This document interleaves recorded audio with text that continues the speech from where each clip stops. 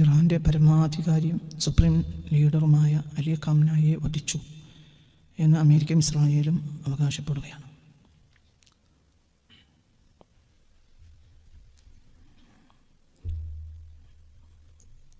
അങ്ങനെ സംഭവിക്കാതിരിക്കട്ടെ എന്ന് നമുക്ക് ദുആ ചെയ്യാം. അതേസമയത്ത് അങ്ങനെ സംഭവിച്ചു കഴിഞ്ഞാൽ അത് ഏഷ്യൻ ആഫ്രിക്കൻ രാജ്യങ്ങളിൽ ഉണ്ടാക്കുന്ന കുഴപ്പങ്ങൾക്ക് പെട്ടെന്നൊന്നും പരിഹാരമുണ്ടാക്കാൻ കഴിയാതെ വരും.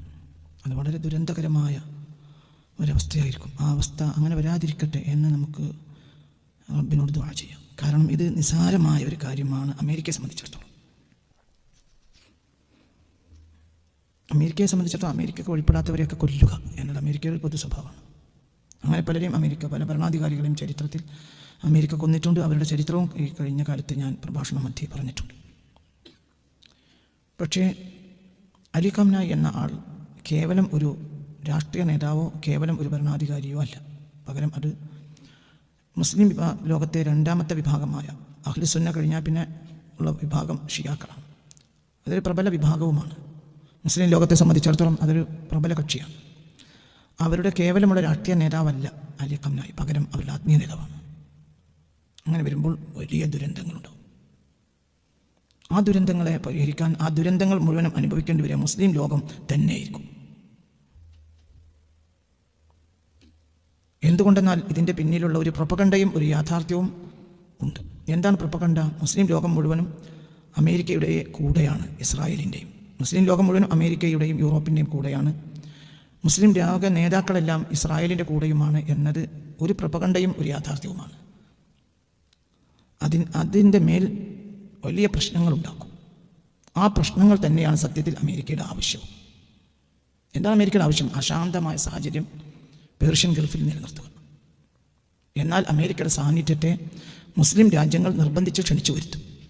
അങ്ങനെ വരുമ്പോൾ അവർക്ക് വളരെ തുച്ഛമായ വിലക്ക് എണ്ണ കൈക്കലാക്കാൻ കഴിയും. ഇതിൻ്റെ എല്ലാം അടിസ്ഥാനം എണ്ണയാണ്. ഇറാൻ്റെ പ്രത്യേകതയും നിങ്ങൾ മനസ്സിലാക്കണം. ഏഷ്യൻ രാജ്യങ്ങളിൽ ആദ്യമായി എണ്ണ കണ്ടെടുക്കുന്നത് മസ്ജിദ് സുലൈമാനി നഗരത്തിലാണ്. അത് ഇറാനിലാണ്. ലോകത്തെ ആദ്യമായി ഏഷ്യൻ രാജ്യങ്ങളിൽ ആദ്യമായി എണ്ണ കണ്ടെടുത്തത് ഇറാനിലാണ്.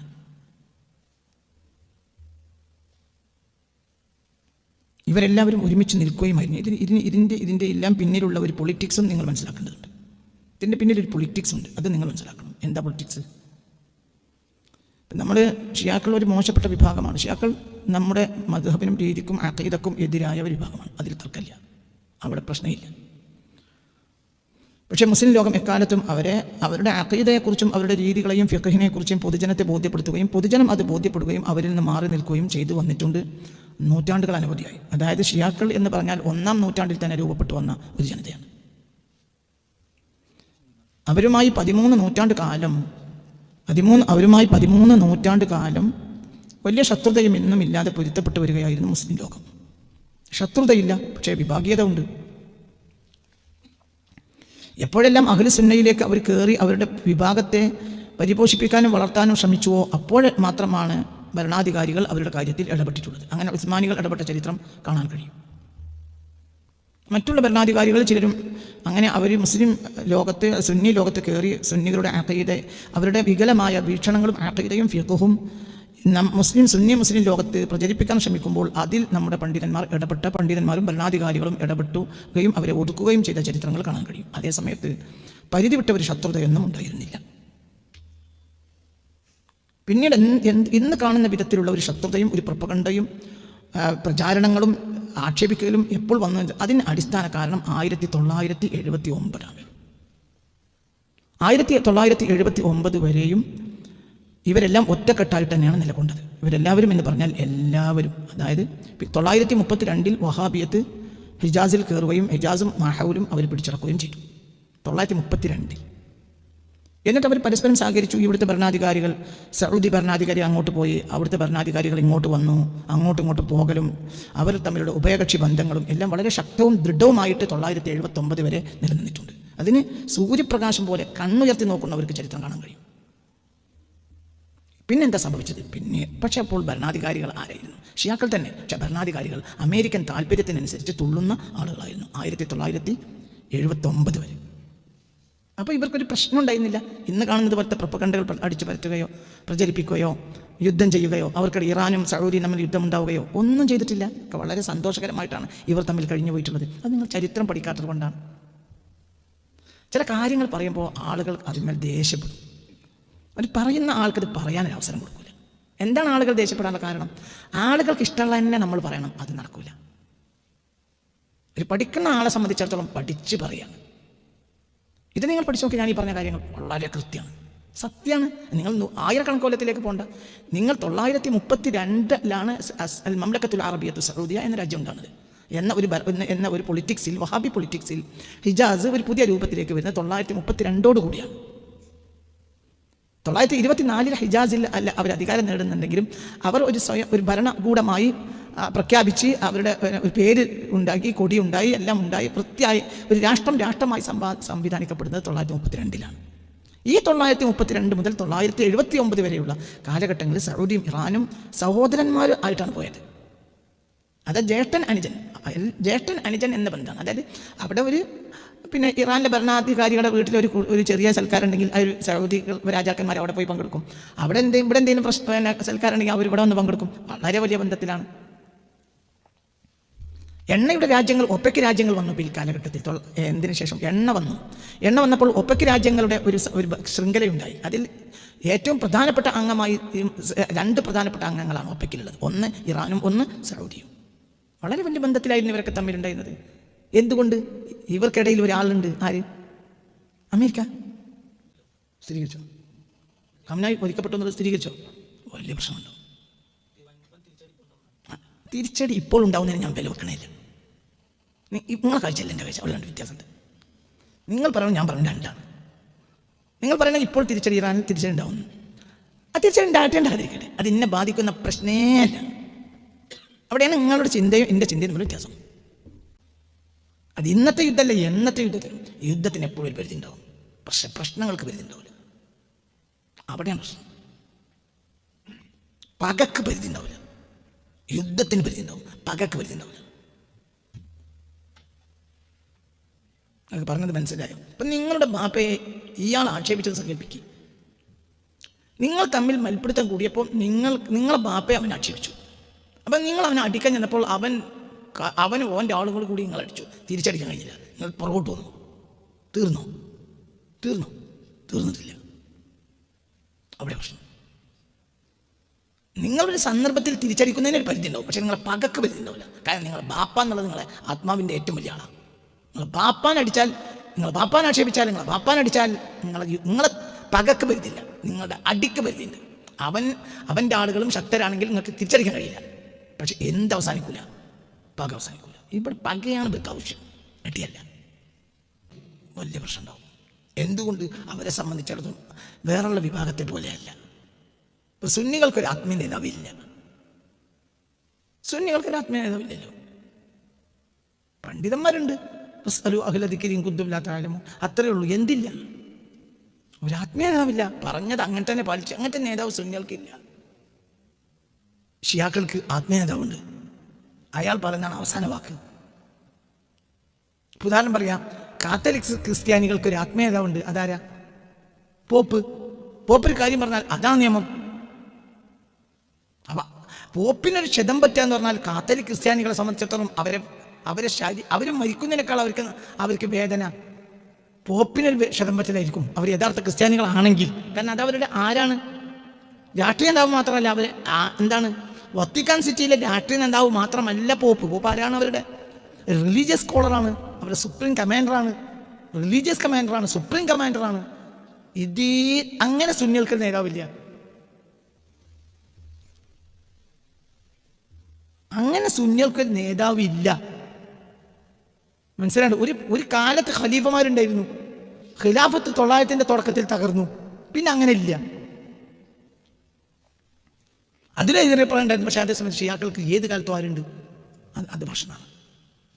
ആത്മനേതാവിന് എന്തെങ്കിലും സംഭവിക്കാറിഞ്ഞാൽ പക അവസാനിക്കില്ല. പക അത് പ്രശ്നമാണ്.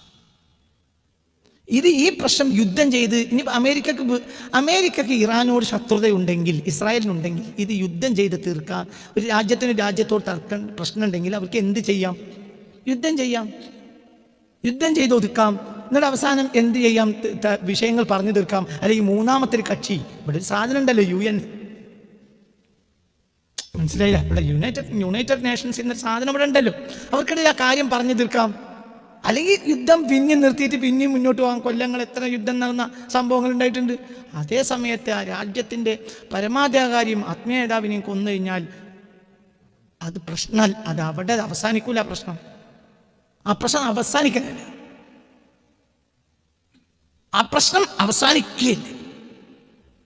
ആ പക അവസാനിക്കൂല. നൂറ്റാണ്ടുകൾ കഴിഞ്ഞാൽ അവസാനിക്കൂല. ഈ പ്രശ്നത്തിന് ഇനിയിപ്പോൾ ഈ പ്രശ്നം ഇതിന് സൗകര്യം മുഴുവനും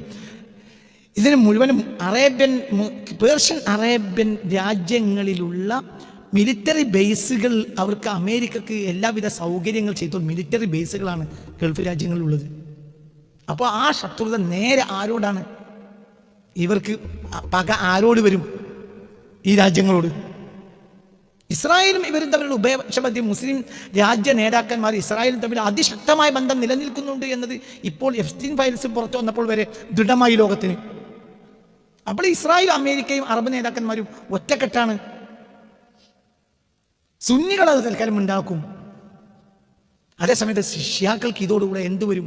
നേരത്തെ തന്നെ പകണ്ട്, പക ഇരട്ടിക്കുന്ന് പറഞ്ഞാൽ തീരൂല. ഈ ദുരന്തം മുഴുവനും ഗൾഫ് അനുഭവിക്കണം. അമേരിക്ക ഇത് ബാധിക്കൂല, അമേരിക്ക ഇത് ബാധിക്കേയില്ല. അമേരിക്ക ഇത് ലാഭമാണ്. എന്തുകൊണ്ട്? ഇവിടെ ശത്രുത സ്ഥിരമാക്കിയിട്ടാൽ, അതായത് മുസ്ലിങ്ങൾക്കിടയിലുള്ള ശത്രുത, നമ്മൾ രണ്ട് വിഭാഗം, നമ്മൾ സുന്നികളും അവിശ്യാക്കളുമാണ്. അപ്പോൾ ഇത് തമ്മിലൊരു അഭിപ്രായ വ്യത്യാസം സ്വാഭാവികമായും ഉണ്ട്. പക്ഷെ അതേ സമയത്ത് നമ്മൾക്ക് തീർത്താ തീരാത്തൊരു പക നമ്മൾ അസ്ഥിവാരം ഇട്ടാൽ അതൊരു പ്രശ്നമായിരിക്കും. ആ പ്രശ്നം തീർക്കാൻ കഴിയില്ല. സദ്ദാം ഹുസൈനെ കൊല്ലുമ്പോൾ പോലെയല്ല അലി ഖംനായെ കൊല്ലുന്നത്. അഹമ്മദ് നജാദിയെ കൊല്ലും പോലെയല്ല. അഹമ്മദ് നജാദ് ഇറാന്റെ പ്രസിഡന്റ് ആരല്ല, ആത്മീയതാവല്ല. ഇത് പ്രശ്നം ചെറുതല്ല, ഭയങ്കര പ്രശ്നം. ഈ പ്രശ്നം മഹദിക്കല്ലാതെ തീർക്കാൻ കഴിയില്ല. ഇമാം മഹദിക്കല്ലാതെ ഈ പ്രശ്നം തീർക്കാൻ കഴിയില്ല. ഞാൻ ഇന്ന് രാവിലെ ആ വാർത്ത കണ്ടപ്പോൾ പടച്ചോനെ ഇത് സ്ഥിരീകരിക്കാതിരിക്കട്ടെ എന്ന് വിചാരിച്ചു. എന്തുകൊണ്ട്? അന്നം തേടി മനുഷ്യന്മാർ ഓടുന്ന നാടാണത്. മനുഷ്യന് ഇപ്പം അങ്ങനെ ഒരു അവസ്ഥ വന്നുപോയി. സത്യത്തിൽ പണ്ട് അവസ്ഥയില്ല. ആ അവസ്ഥ തന്നെ തകിടം മറിച്ചൊരവസ്ഥയാണ്. അങ്ങനെ ഉണ്ടാകാനും പാടില്ല. ഒരു നാട്ടുകാർക്ക് ഭക്ഷണം കിട്ടുന്നത് ആ നാട്ടിൽ നിന്നാണ്. അതിന് പുറത്തുനിന്ന് ഒരു ഭക്ഷണം ശേഖരിക്കുക എന്നുള്ളത് കച്ചവടം. ഓക്കെ, അതിനപ്പുറം തൊഴിൽ എന്നുള്ളത് പരിധി വിട്ട തൊഴിൽ. വൈകുന്നേരം അല്ലെങ്കിൽ ആഴ്ചയിൽ ഒരിക്കലെങ്കിലും മടങ്ങി വരാൻ കഴിയണം. അതിന് കഴിയില്ല. അപ്പോൾ അള്ളാഹു സുബ്ഹാനഹു വ തആല നമ്മളെ നാട്ടിൽ നൽകിയ ഒരു അസാബാണ് എന്ത്? ഗൾഫ് ജോലി. ഗൾഫ് ജോലി ഒരു അസാബാണ്. അതൊരിക്കലും ഒരു അനുഗ്രഹമല്ല. സാത്താൻ്റെ നവലോകക്രമം എന്ന് എൻ്റെ പുസ്തകങ്ങൾ വായിക്കുക. പുസ്തകങ്ങളുണ്ട്. പുസ്തകങ്ങളൊന്നും കൊടുത്തില്ല, ആവശ്യക്കാർക്ക് കൊടുക്കാൻ വേണ്ടി ഇവിടെ പുസ്തകം എഴുതി വെച്ചിട്ടുണ്ട്. ഇവിടെ ഉണ്ട് പുസ്തകം. നിങ്ങൾ ആ പുസ്തകം മാത്രം ഒന്ന് വായിക്കും. എഫ്സ്റ്റീൻ ഫയൽസ് നിങ്ങൾ പിന്നെ വായിക്കേണ്ടി വരില്ല. നുണയല്ലാത്തൊന്നും ലോകത്തില്ല, നിങ്ങൾക്ക് മനസ്സിലാവും. ഞാനീ പറയുന്ന പ്രശ്നം ഇതൊന്നും. ഇപ്പം നിങ്ങളെ ബുദ്ധിയാണ് പറഞ്ഞത്. നിങ്ങൾ പറഞ്ഞ ശക്തമായ തിരിച്ചടി ഉണ്ടാവും ഇറാൻ പറഞ്ഞിട്ടുണ്ട്. എന്തുണ്ടാകാൻ? ഇറാൻ എന്ത് കുന്തം കഴിയും?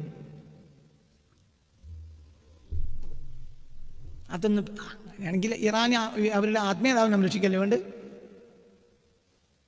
അത് പിന്നെ എത്ര ഉള്ളൂന്നറിയാം. എല്ലാം കഴിഞ്ഞാൽ പാപ്പാൻ അടിച്ചിട്ട് കൈ മുറിക്കുമ്പോൾ മക്കളുണ്ടല്ലോ കാണിച്ചു തരാമെന്നറിയുന്നത്. കാണിച്ചു തരാണെങ്കിൽ അപ്പം തന്നെ കാണിച്ചു കൊടുക്കണ്ടേ. പിന്നെ അവസാനം എല്ലാം കൂടി നശിപ്പിക്കുക, ഓലും നശിപ്പിക്കണം, അടക്കം എല്ലാം നശിപ്പിക്കും. ഇറാൻ ഇപ്പോൾ പറയുന്നു ഞങ്ങൾ തിരിച്ചടിക്കും. അതൊക്കെ സാധാരണയാണ്. ആ തിരിച്ചടി നടക്കൂല എന്നൊന്നും അത് പെട്ടെന്ന് നിൽക്കുന്നൊന്നും ഞാൻ ഈ പറഞ്ഞ അർത്ഥമല്ല. പക്ഷെ ഇവിടെ ഉണ്ടാവുന്നത് പകയാണ്. ഈ പക മുസ്ലിങ്ങൾക്കിടയിൽ വിഭാഗീയ പകയുണ്ടാകലാണ്. ആര് ലക്ഷ്യം? സയനിസ്റ്റുകളുടെ ലക്ഷ്യം. അപ്പോൾ ആ രാജ്യങ്ങൾ അശാന്തമാവും. ആ അശാന്തതയാണ് നമ്മൾ ഭയപ്പെടുന്നത്. അവർക്കിടയിൽ നീതി, ഇപ്പോൾ തന്നെ നീതിയില്ല, ഉള്ള നീതി നഷ്ടപ്പെട്ടു. മനസ്സിലോണ്ട് പറഞ്ഞത്. പക വന്നാൽ പിന്നെ നീതി ഉണ്ടാവില്ല. പറഞ്ഞ മനസ്സിലായോ? പക ഉണ്ടായാൽ എന്തില്ല, പിന്നെ നീതിയില്ല. നീതി ഇല്ലെങ്കിൽ ഖുർആാനും ഇല്ല. ഖുർആൻ എന്തിനാ വന്നത്? തറാവീഹ് നിസ്കരിപ്പിക്കാൻ വേണ്ടി വന്നതല്ല. ഖുർആൻ എന്തിനു വന്നാണ്? നീതി അൽപ്പക്കം മാത്രം, വേറെ ഒന്നുമില്ല. ലഖദ് അർസൽനാ റസൂലനാ ബിൽ ബയ്യിനാത്ത് വഅൻസൽനാ മഅഹുൽ കിതാബ വൽ മീസാൻ ലിയഖൂമ അന്നാസു ബിൽ ഖിസ്ത്. നമ്മൾ വേദഗ്രന്ഥങ്ങൾ ഇറക്കിയത് എന്തിനു വേണ്ടിയാണ്? ലിയഖൂമ അന്നാസു ബിൽ ഖിസ്ത്, ജനങ്ങൾ നീതിയോടെ വർത്തിക്കാൻ വേണ്ടിയാണ്. എന്തിറക്കിയത്? വേദഗ്രന്ഥങ്ങൾ, ഖുർആൻ അടക്കമല്ല. അപ്പോൾ വേദഗ്രന്ഥങ്ങൾ ഭൂമിയിൽ വന്നത് നീതിക്ക് വേണ്ടിയാണ്. നീതിയാണ് ആവശ്യം. പക വന്നാൽ എന്തുണ്ടാവില്ല? നീതി ഉണ്ടാവില്ല. അനീതിയോ വീണ്ടും അനീതിയോ ഉണ്ടാക്കും. അനീതിക്കൊരു പ്രശ്നമുണ്ട്. അനീതി പ്രസവിക്കും, നീതി പ്രസവിക്കൂല. അനീതി പ്രസവിക്കും.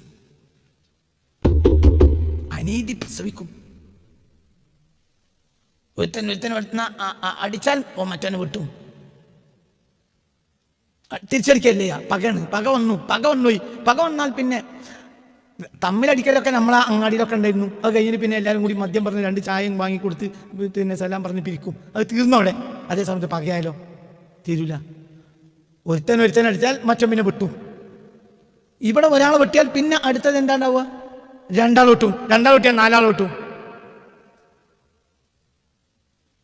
ഇതെന്തിൻ്റെ ഉൽപ്പന്നമാണ്? അനീതി എന്തുകൊണ്ടുവരും? പക വീണ്ടും അനീതിയെ കൊണ്ടുവരും.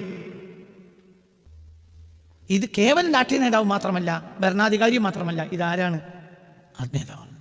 അത് പകയായി പ്രസവിക്കും. ആ പക അവസാനിക്കൂല. കാരണം ഷിയാക്കളെ സംബന്ധിച്ചിടത്തോളം അവർക്കൊന്നിലും പ്രശ്നമല്ല. ഒറ്റ പ്രശ്നമേ ഉള്ളൂ. ആര്? ആത്മീയതാവ് മാത്രം. അവർക്ക് ഖുർആനും ഹദീസും നല്ല പ്രശ്നം ആരാണ്? നേതാവ് പ്രശ്നമാണ്. നേതാവ് അവർക്ക് പ്രശ്നമാണ്. ഇങ്ങനെ നേതാവിന് വേണ്ടി ജീവിക്കുന്നൊരു ജനത ഷിയാക്കളെ പോലെ ഉണ്ടാവില്ല. ആത്മീയ നേതാവിന് വേണ്ടി ജീവിക്കുന്നൊരു ജനത ഷിയാക്കളെ പോലെ ലോകത്ത് വേറെ കാണാൻ കഴിയില്ല. അപൂർവമാണ്. അപ്പോൾ ബാക്കിയാണ്. അത് വമ്പ പ്രശ്നം.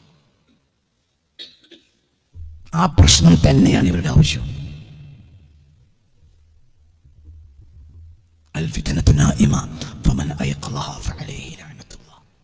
യുദ്ധമല്ല, ഫിത്നയാണത്. ഇത് ഫിത്നയാണ്. ഫിത്ന ഉറങ്ങിക്കിടക്കുകയാണ്. ആരെങ്കിലും ഫിത്നയെ ഉണർത്തിയാൽ അവന്റെ മേൽ അള്ളാഹുവിന്റെ ശാപം ഉണ്ടായിരിക്കും. കാരണം അത് അവസാനിക്കൂല. ഫിത്ന ഉണർന്നാൽ അവസാനിക്കൂല. ഇത് ഫിത്നയാണ്.